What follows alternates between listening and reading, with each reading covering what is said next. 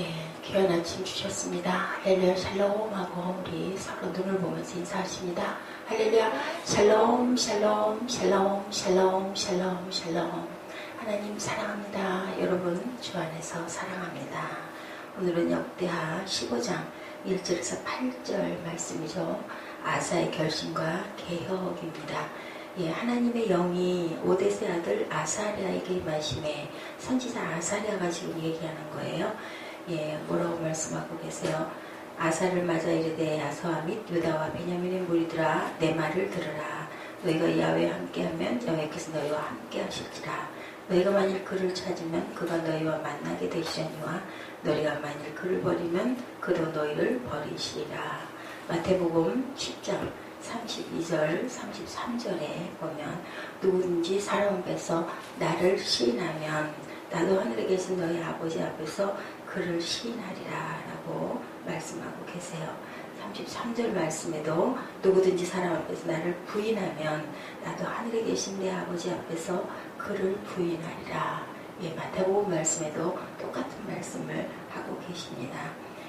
언약은 너희가 이전에 지키지 않으면 안 되어진 것이었던가 대동소이하다. 신약이나 구약이나 똑같죠.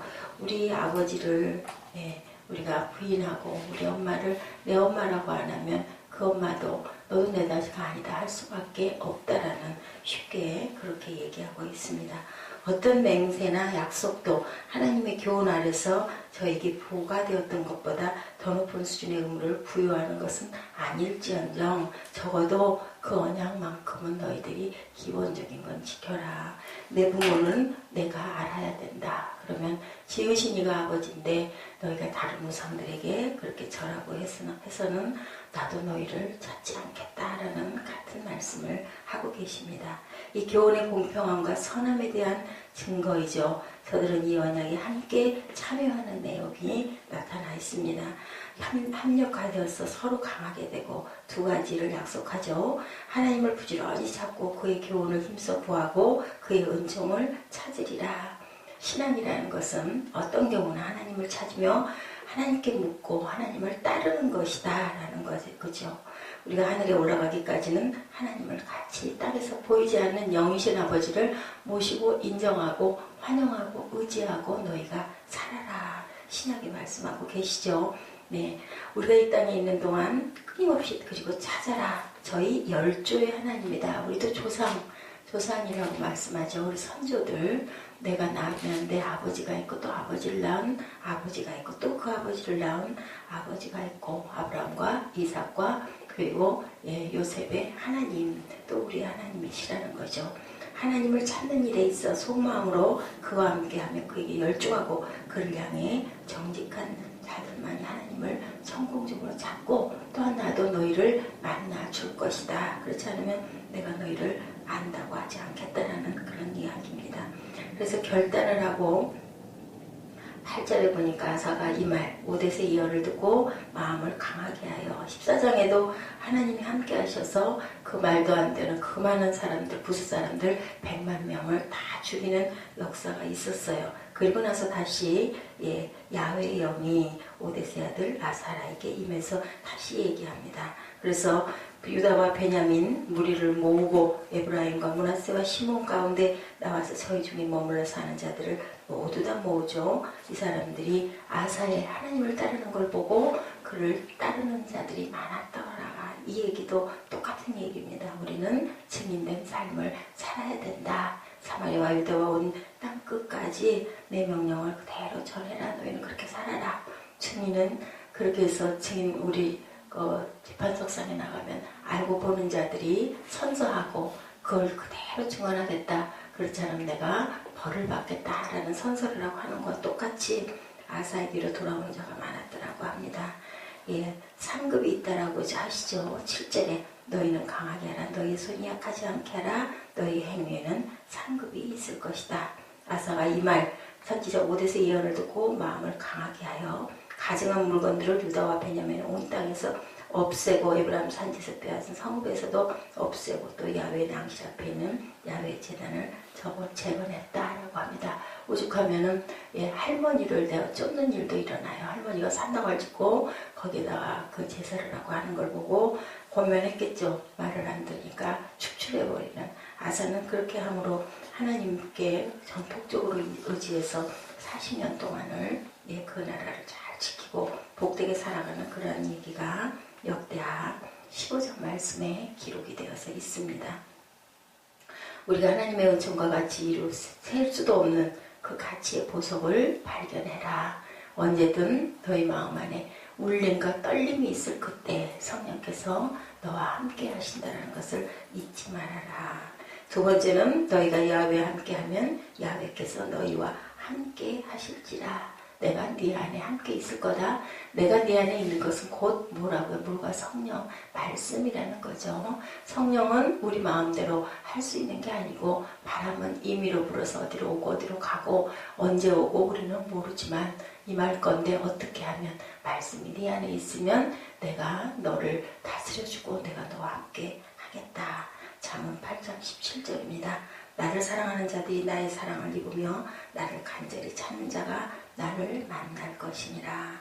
이사야 55장 6, 7절입니다. 너는 여호와를 만날 만한 때에 찾으라. 가까이 계실 때에 그를 부르라. 악인은 그의 길을 불의한 자는 그의 생각을 버리고 야훼께로 돌아와라. 그리하면 그가 긍휼히 여기시리라. 긍휼이라는 게 뭐라 그랬어요? 창자가 끊어진 것 같은 그런 고통이라고 하죠. 하나님이 우리를 긍휼히 여기시는 게 아버지가 그렇게 마음이 아파하면서 네가 너무 불쌍하구나 하는 마음으로 바라보는 게 바로 긍휼입니다. 그들은 자기들이 힘 잘하는 데까지 타인들로 하여금 하나님을 찾도록 하리라고 했다. 이스라엘의 하나님 야훼를 찾고자 아니하는 자는 그가 누구이든 간에 그를 죽이기로 합의했다라는 겁니다. 신명기 17장 2절 이하에도 이것은 저희가 만든 세법이 아니라 하나님의 그 율법을 실행하는 것을 명령하고 있다. 그죠? 하나님 말씀하셨잖아요. 다른 우상 섬기지 말고 도둑질하고 살인하지 말고 모세가 받아왔던 돌판에 10계명의 말씀이 그 말씀이다. 우상이라는 것은 우리가 지금 뭘 만들어 놓고 거기다 절하지는 않지만 하나님보다 더 귀하게 여기는 것이 바로 우상이다.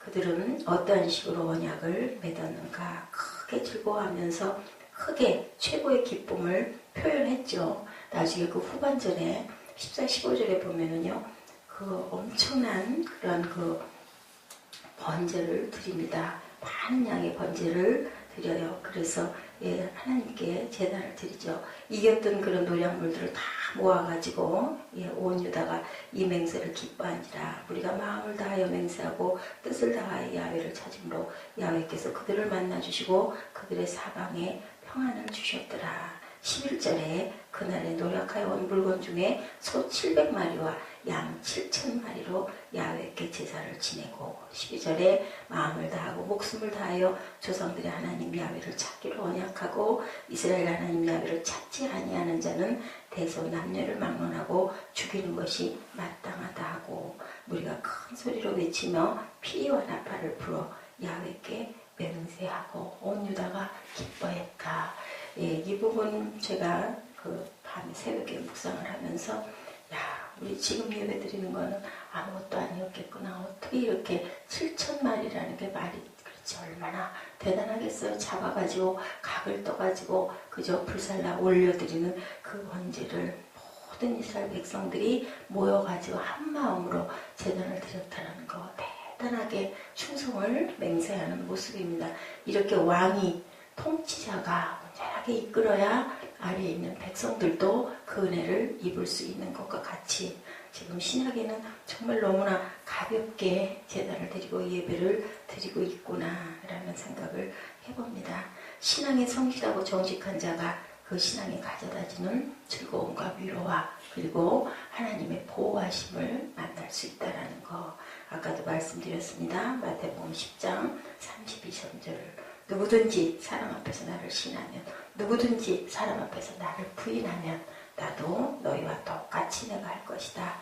저희가 하나님과 맺은 영숙한 계약의 효력들이 나타나죠. 15절에 보면 평안했다라고 합니다. 전쟁이 없었다고 19절에 나오고 있습니다.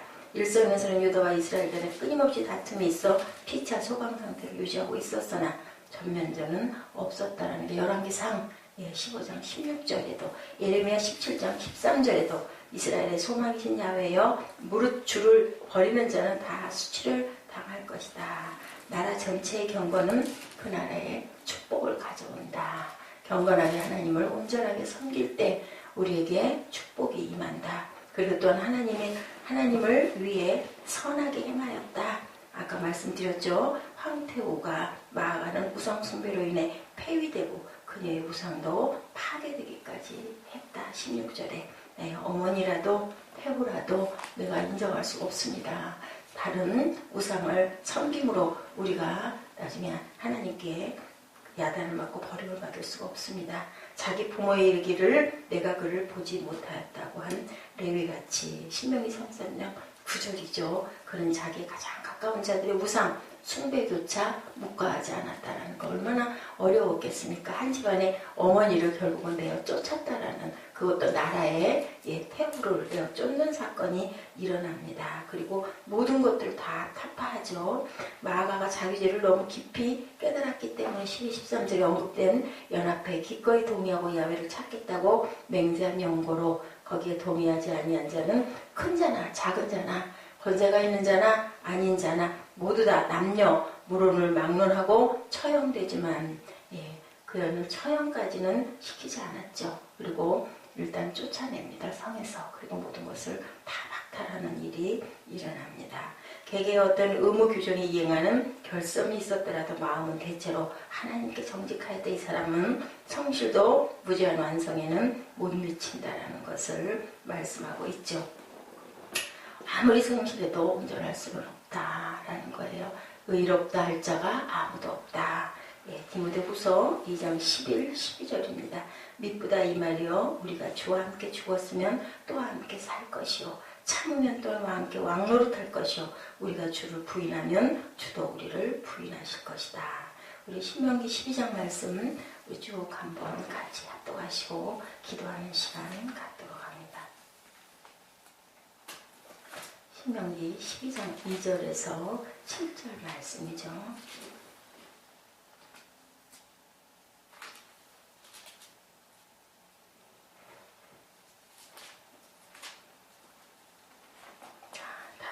줄로 믿고 함께 합독해 보십니다. 너희가 쫓아낸 민족들이 그들의 신들을 섬기는 것은 높은 산이든지 작은 산이든지 푸른 나무 아래든지를 막론하고 그 모든 것을 너희가 마땅히 파멸하며 그 제단을 헐며 주상을 깨뜨리며 아사레 상을 불지르고 또 그 한 조각 신상들을 찍어 그 이름을 그곳에서 멸하라.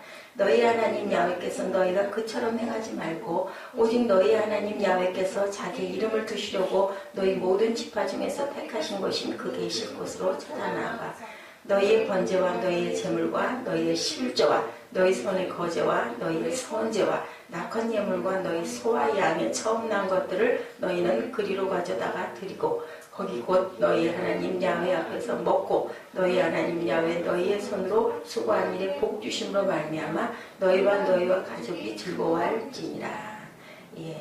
저는 12살 난 아이와 아버지의 저녁 호수에서의 농어잡이라는 그 예화가 참 마음에 닿아서 여러분께 잠깐 전합니다. 민물고기 낚시를 시작한다고 해요. 아버지와 아들이 어느 날 저녁 호수에 가서 근데 갑자기 낚싯대가 위에서 아들 눈이 동그래졌어요. 근데 아들이 나이가 많은 나이가 아니라 초등학생이었던 것 같아요. 그래가지고 힘들게 낑낑거리고 낚싯대를 끌어올려서 봤더니요 물고기에 큰 물고기가 낚싯대에 놀라서 아들의 모습은 감탄의 눈으로 그것을 바라봅니다. 그래서 봤더니 여태껏 잡은 물고기보다도 너무나 큰 농어가 잡혔어요. 아버지는 성냥불을 켜서 손목시계를 들여다봐요. 밤 10시였다고 합니다. 그런데 그 고기 잡는 낚시터에 그 아마 규칙이 있었던 것 같아요. 농어는 12시부터 잡아라 라고 되어 있었다고 합니다. 낚시 허용 시간이 밤 12시부터 했었는데 미리 잡았던 것 같아요. 아버지는 물고기를 한번 쳐다보고 아들을 한번 쳐다봅니다. 그리고 말합니다. 물고기를 다시 물로 놓아 보내야 되겠다. 그랬더니 아들이 절규하죠. 아버지 어떻게 그럴 수가 있어요. 다시는 이렇게 큰 농어는 보지도 못하고 잡지도 못할 거라고. 그래도 아버지는 고개를 가로주었고 2시간 내에 다시 잡으면 되지. 결국 아들은 울고 말았다고 합니다. 큰 농어는 못 잡을 것이라고 안타까워하죠. 아들은 주위를 둘러보고 다른 낚시꾼이나 낚싯배가 없는 것을 확인합니다. 아들은 다시 아버지를 찾아보지만 아버지의 얼굴에는 이미 결정을 아주 강하게 딱 작정을 하고 계신 게 보여요. 아들은 성장해서 자기 자녀들과 함께 다시 호수를 찾아가죠. 그 후에 그처럼 큰 농어를 잡아본 적도 없지만 그는 도덕성의 문제에 부딪힐 때마다 그 물고기를 떠올렸다라는 이러한 귀한 교훈이 담겨 있습니다. 아버지가 옳았다. 그때는 내가 너무너무 안타까웠지만 살아가면서 항상 어떤 유혹에 부딪힐 때마다 아버지의 큰 농어가 눈에 떠올랐다고 합니다. 우리가 이래야 되겠죠. 오늘 신명기 말씀 또한 우리 역대하 15장 말씀에서 말씀하고 있는 거 우리가 늘 하는 얘기지만 우리 마음 안의 우상 또한 내가 하나님보다 더 크게 여기는 거 우리는 하늘 아래 살고 있어요. 그죠? 큰 지붕이 없으면은 아무런 도움과 보호를 받을 수가 없잖아요. 집도 지붕이 없으면 그 집일 수가 없죠. 비가 와도 바람이 불어도 천둥 번개가 쳐도 아무것도 우리를 막아줄 수가 없기 때문에 우리의 위에 지붕은 누구실까요? 하나님이시죠. 우리를 지으신 분이라는 거. 선에 속한 것은 하나씩 이루어가는 평생의 작업이다. 언제 어디나 유혹이 있지만 성도는 선한 양심과 복음의 진리를 지키기 위해 믿음의 선한 싸움을 싸우고 가야 한다. 그래서 바울이 그렇게 고백하죠. 나는 선한 싸움을 싸우고 내 모든 사명을 다 지켰다. 그리고 그 선한 싸움 안에서는 나를 늘 쳐서 복종시킨다. 왜냐하면 나는 그들을 구출해놓고 하나님께 버림받을까 두렵기 때문이다 라고 얘기합니다. 우리는 누구도 하나님 아래에 온전한 자들이 없죠. 오늘 말씀을 깊이 간직하시고 우리가 어제 또 부정이었는데 나머지 1년을 정말 이 농어잡이 했을 때 낚시하는 시간이 아니니까 난 이 고기를 놓아줄 거야 라는 아버지의 그 교훈을 평생 기억했던 아들처럼 우리도 아버지 말씀 신명기의 말씀 마태복음 2절의 말씀처럼 우리가 항상 마음의 정직을 갖고 마음의 결단을 갖고 살아가시는 저와 여러분 되시기를 주님의 이름으로 축복합니다. 우리 기도하시겠습니다.